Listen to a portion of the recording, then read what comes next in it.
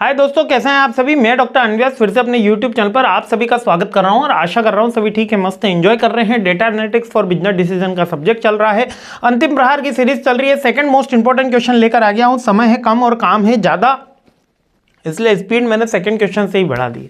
देखिए हाँ, ये एक बहुत बड़ा क्वेश्चन है और इसमें दो तरीके से, मतलब जैसे अपन ने वो क्वेश्चन देखा था उसके साथ कोई एड ऑन देखा था, ये क्वेश्चन तो आप ये मान के चलिए कि ये पूरा इतना ही क्वेश्चन आएगा। एक्सप्लोरेटरी डेटा एनालिसिस बताइए क्या होता है, इसकी प्रोसेस बता दीजिए, या पूछ लेगा विजुअलाइजेशन बिफोर एनालिसिस क्या होता है, उसकी इंपॉर्टेंस बता दीजिए। तो एक्सप्लोरेटरी डेटा एनालिसिस बेसिकली एक प्रोसेस होती है जिससे हम एनालाइज समराइज करते हैं अपने डेटा सेट्स को और एक पैटर्न को आइडेंटिफाई करते हैं। एक पैटर्न को आइडेंटिफाई करते हैं जो हमारे डेटा सेट में होता है। लाइक कि अगर ये यहाँ पर मैं एक डेटा सेट देता हूँ आपको, है ना, यहाँ पर डेटा सेट दिया 2 4 6 8 है ना 10, और अगला मैंने कहा क्वेश्चन मार्क, तो कोई भी बता देगा सर क्या आने वाला है, जल्दी से बोलिए। 13 के 12 आंसर द राइट आंसर, है ना। बेसिक एक नॉर्मल सा डेटा सेट दिया, इसमें क्या हो रहा है, +2 हो रहा है, 2 की टेबल ही ये मान लेते हैं, +2 हो रहा है, +2 हो रहा है, +2 हो रहा है, +2 हो रहा है, तो आखिरी भी अपना क्या आएगा, +2 आएगा। इसी प्रोसेस को क्या बोलते हैं, ईडीए बोलते हैं, एक्सप्लोरेटरी डेटा एनालिसिस। यानी कि जो हिडन पैटर्न है हमारे डेटा के, उसको आइडेंटिफाई करना और एक फॉर्मल मॉडलिंग करना। इससे हमको क्या हेल्प होती है, इसकी पर्पस क्या रहता है, इसका पर्पस रहता है कि हम डेटा को अच्छे तरीके से समझ पाएं, उसको डिटेक्ट कर पाएं कि कहीं एरर है क्या। अगर मान लेते हैं इस डेटा में कहीं पे 2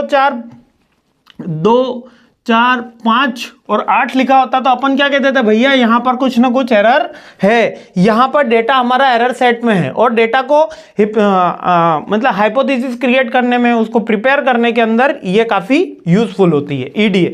इसकी स्टेप्स क्या है, सबसे पहले हमको डेटा को इंस्पेक्ट करना होगा, 2 4 6 8, है ना। इंस्पेक्शन से हमको पता चलेगा ये नंबरिंग डेटा है, +2 इसमें जुड़ता हुआ जा रहा है। फिर इसके अपन को एनालिसिस करना होगा। जैसे ही अपन ने उसको इंस्पेक्ट करा उसके बाद एनालिसिस करना होगा। एनालिसिस में अपन को पता चलेगा कि कितना डिफरेंस आ रहा है। और यूनिवेरिएट एनालिसिस और बायवेरिएट एनालिसिस, दोनों एनालिसिस अपन को करने पड़ेंगे। एक वेरिएबल या 2 वेरिएबल से अपन एनालिसिस करके देखेंगे, चार्ट्स बना के, अगर डिफरेंट सेट्स ऑफ डेटा है, ठीक है। जो X1 Y1 Y X regression analysis का, इसके अंदर आपको थोड़ा बेसिक नॉलेज होना चाहिए। और मल्टीवेरिएट एनालिसिस जब डिफरेंट इफेक्ट होते हैं, लाइक कि स्टडी बिहेवियर के, स्टूडेंट के स्टडी बिहेवियर पर मल्टीपल थिंग्स इंपैक्ट करती है।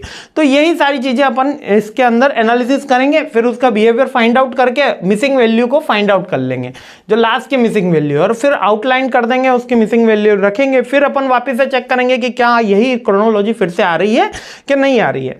क्लियर हो गया। बहुत सिंपल सा प्रोसेस है ईडीए का। ये ईडीए का प्रोसेस भी पूछा जाता है, इसका पर्पस भी पूछा जाता है और इसकी इंपॉर्टेंस भी पूछी जाती है। बहुत सिंपल सी, ये 2 4 6 8 वाला ही एग्जांपल लिख दोगे तो कोई दिक्कत नहीं है, बहुत सिंपल सा एग्जांपल है। नेक्स्ट पूछा जाता है कि विजुअलाइजेशन बताइए। दोनों क्वेश्चन में कह रहा हूं साथ में आने की बड़ी कम संभावना रहती है, लेकिन कहीं कहीं अभी इस बार इंटरनल में हमको देखने को मिला कि भैया दोनों क्वेश्चन साथ में पूछ लिए। विजुअलाइजेशन बिफोर एनालिसिस, यानी कि कोई भी एनालिसिस करने से पहले हम उसका विजुअलाइजेशन करें। विजुअलाइजेशन बेसिकली होता क्या है, एक स्टैटिकल एनालिसिस होता है जो विजुअलाइजिंग करता है हमको हेल्प करने में, like bar chart, graph, diagram, ये सारे क्या होते हैं, विजुअलाइजेशन। यानी कभी भी हम एनालिसिस कर रहे होते हैं, अगर उसको प्लॉटिंग कर रहे हैं, उसका बार डायग्राम बना रहे हैं, उसका पाई डायग्राम बना रहे हैं, पाई चार्ट बना रहे हैं, है ना, तो वो क्या होगा, विजुअलाइजेशन। ये क्या हेल्प करने वाला है, ये पूछा जाता है ना। इसके क्या फॉलोइंग वेज, इमीडिएट इनसाइट पता चल जाएगी अपन को, कौन सी इनसाइट है, उसका डेटा क्या कहना चाह रहा है ना। अपन एरर को आइडेंटिफाई इजीली कर पाएंगे, रिलेशनशिप को आइडेंटिफाई इजीली कर पाएंगे, है ना। डिस्ट्रीब्यूशन भी अपन चेक कर पाएंगे, 2 से लेकर 12 तक है।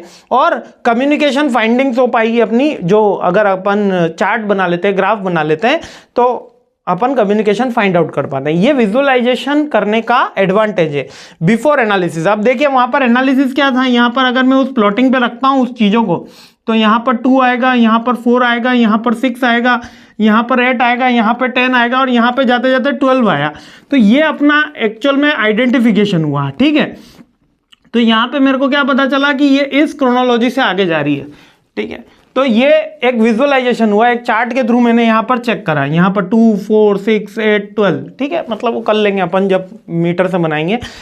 तो यार अपन को इससे क्या हेल्प हुई, अपन को एरर का पता चला, फाइंडिंग अपन को पता चली, पैटर्न अपन को पता चला, रेंज अपन को पता चली। ये विजुअलाइजेशन करने की इंपॉर्टेंस है। यहाँ पर अपन ने आंसर नहीं ड्रॉ करा है 12, अपन ने आंसर एज्यूम करा है कि ये आना चाहिए था, ठीक है, यही सारी की सारी विजुअलाइजेशन की इंपॉर्टेंस है। लाइक अब इसके विजुअलाइजेशन के एग्जांपल क्या क्या हो सकते हैं? स्कैटर्ड प्लॉट हो सकता है, बार डायग्राम हो सकता है, हिस्टोग्राम हो सकता है, बॉक्स प्लॉट हो सकता है, हीट मैप हो सकता है। इसके अलावा अभी अपन ने लाइन डायग्राम बनाया था, है ना। ये सारी के सारे एग्जाम्पल है। आई होप क्लियर है। पाई चार्ट भी एक एग्जाम्पल है विजुअलाइजेशन का, जिससे भी अपन अपने ऑडियंस को समझा पाते हैं कि ये चीज इस तरीके से सिंपल वे में कम्युनिकेट कर पाते हैं, वो विजुअलाइजेशन के कैटेगरी में आते हैं।